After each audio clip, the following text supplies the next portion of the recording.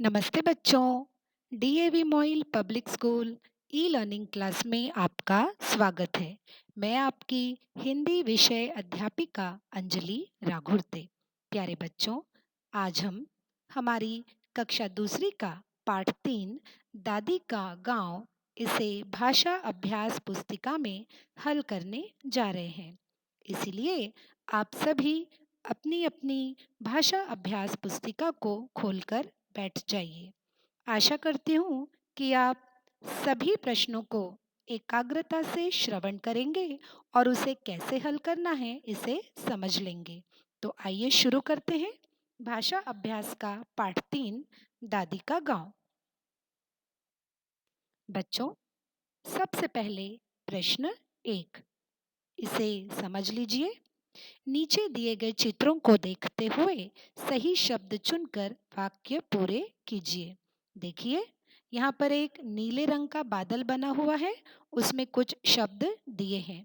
इन शब्दों से नीचे दिए गए वाक्यों को पूरा करना है। पहला वाक्य है क, शहर में ऊंचे ऊंचे क्या होते हैं? आपको इस नीले रंग के बादल से एक शब्द को चुनकर यहाँ पर लिखना है और वाक्य को पूरा करना है। ख देखिए, शहर में बहुत खालिस्तान होती है। ग, शहर में बसें तेज खालिस्तान है। घ, शहर में हवाई जहाज खालिस्तान है। अंग, शहर में खालिस्तान माल लाती और ले जाती है। च, शहर में चिमनियों से खालिस्तान निकलता है। जहाँ पर खालिस्तान है अर्थात जगह खाली है, वहीं पर हमें एक ऐसे शब्द को लिखना है जो सही है और वाक्य को पूरा करना है। आइए हम इसे हल करते हैं इस प्रकार से। क, शहर में ऊंचे ऊंचे मकान होते हैं। ख, शहर में बहुत भीड़ होती है। ग, शहर में बसें तेज चलती है। घ, शहर में हवाई जहाज उड़ते हैं। अंग, शहर में मालगाड़ी माल लाती और ले जाती है। च, शहर में चिमनियों से धुआं निकलता है। चलिए जल्दी से लिख लीजिए उत्तर। अब चलिए प्रश्न 2 की ओर बढ़ते हैं। बच्चों, ये होमवर्क भी है और एक एक्टिविटी भी। आपको इसे पूरा करना है। क्या है प्रश्न 2? गांव और शहर में चलने वाले यातायात के साधनों के नाम नीचे दिए गए खाली गोलों में लिखिए। देखिए, पहला चित्र गांव का है और एक आपको ऊपर में एक बाण के जरिए देखिए बादल नुमा जो आकृति है उसमें बैलगाड़ी लिखा हुआ है। यानी गांव में कौन कौन से यातायात के साधन होते हैं? जैसे कि बैलगाड़ी। उसी प्रकार चित्र दूसरा है शहर का।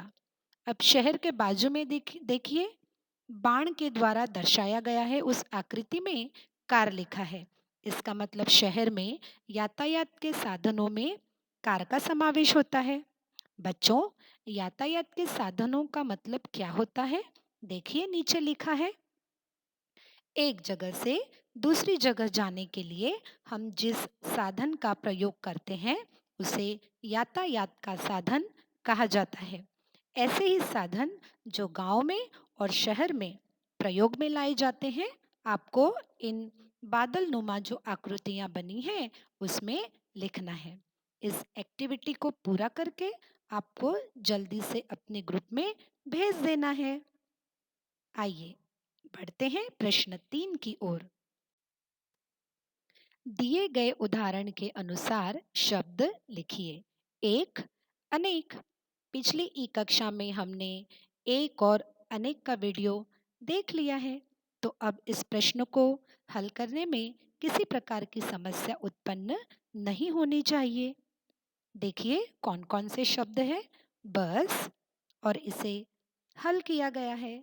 बस एक है तो अनेक क्या होगा? बसें। उसी प्रकार बाकी के शब्द सड़क, औरत, लड़का, घोंसला, केला। आइए हम मिलकर इसे हल करते हैं। कुछ इस प्रकार। सड़क, सड़कें, औरत, औरतें, लड़का, लड़के, घोंसला, घोंसले, केला, केले। लिख लीजिए इसे भी जल्दी से। अब आगे अगला प्रश्न भी ऐसा ही है। एक, अनेक। दिए गए उदाहरण के अनुसार शब्द लिखिए। क है बिजली। अब बिजली से बनाया है बिजलियां। इसका मतलब एक शब्द से अनेक शब्द बनाने हैं। देखिए दूसरा शब्द रेलगाड़ी, गली, उसके आगे आगे आगे पढ़ते जाइए मेरे साथ। लड़की, कुर्सी, तितली, नारी, कहानी। इन सभी शब्दों के अनेक शब्द आपको उसके बाजू में जो रेखा दी है वहां लिखना है। देखिए नीचे नियम क्या कहता है। एक से अनेक के लिए यदि वर्ण पर बड़ी मात्रा लगी हो तो वह छोटी मात्रा हो जाती है और शब्द के अंत में या लगता है। इसी नियम का पालन करते हुए आपको इस प्रश्न को हल करना है कुछ इस प्रकार से। रेलगाड़ी, रेलगाड़ियां। देखिए बड़ी ई की मात्रा छोटी बन गई और अंत में या लग गया। गली, गलियां। लड़की, लड़कियां। कुर्सी, कुर्सियां। तितली, तितलियां। नारी, नारियां। कहानी, कहानियां। समझा आपको? आइए आगे बढ़ते हैं। बच्चों ये होमवर्क भी है और एक एक्टिविटी भी। आपको इसे पूरा करना है। क्या है प्रश्न 2। गांव और शहर में चलने वाले यातायात के साधनों के नाम नीचे दिए गए खाली गोलों में लिखिए। देखिए पहला चित्र गांव का है और एक आपको ऊपर में एक बाण के जरिए देखिए बादल नुमा जो आकृति है उसमें बैलगाड़ी लिखा हुआ है। यानी गांव में कौन कौन से यातायात के साधन होते हैं जैसे कि बैलगाड़ी। इसे हमने हल कर लिया। अब मेरे साथ पढ़िए आप भी। लिख, लिखो, लिखते। कर, करो, करते। काट, काटो, काटते। सुन, सुनो, सुनते। भाग, भागो, भागते। हंस, हंसो, हंसते। शाबाश। अगला प्रश्न देखते हैं अभी।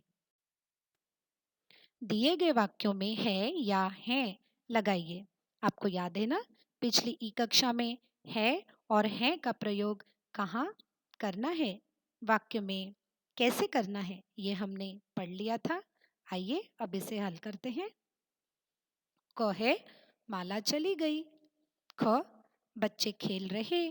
ग सभी काम करते। घ नाली साफ। अंग आम पक गए।